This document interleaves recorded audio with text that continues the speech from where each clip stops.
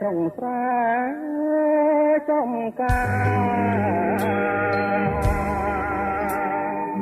យំខែភ្លឺថ្លាមកសប្បាយបំដាំងមានក្រមានទាំងឡាយរកស្រីចិត្តងាយគ្រប់កាយគ្មានមក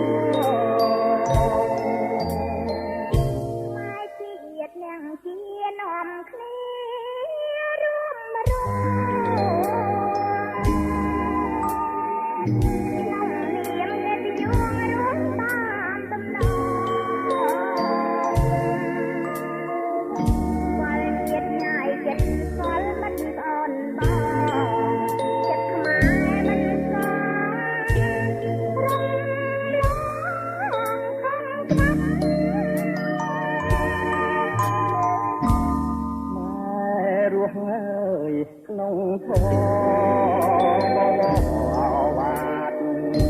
ព្រះពុទ្ធណាងញ៉ាបម៉ែធំត្រង់ប្រាប់ម៉ែជាអ្នកជាមិនអាងចាំកាប់ខ្លាចខុសនឹងច្បាប់ព្រះពុទ្ធកសាសនារៀនសូបដូចជាកាពី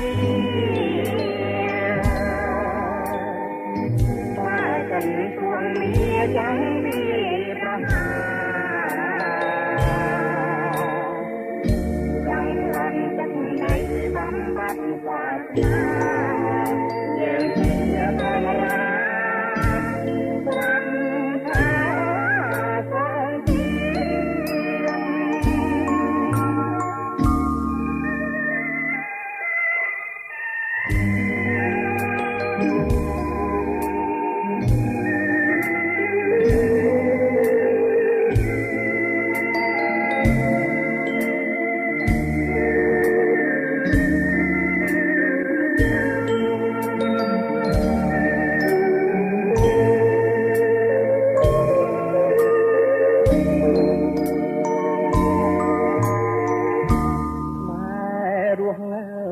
ក្នុងធម៌បវរបាត់ព្រះពុទ្ធណាងញ៉ាតខ្មែរធំត្រង់ប្រាប់ម៉ែជាអ្នកជាមិនអាងចាំកាប់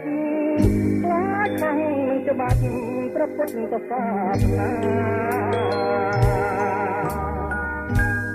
ខ្មែរហ៊ានស៊ូបដូចជាកាពីមកกันទួងមាចាំមានប្រហា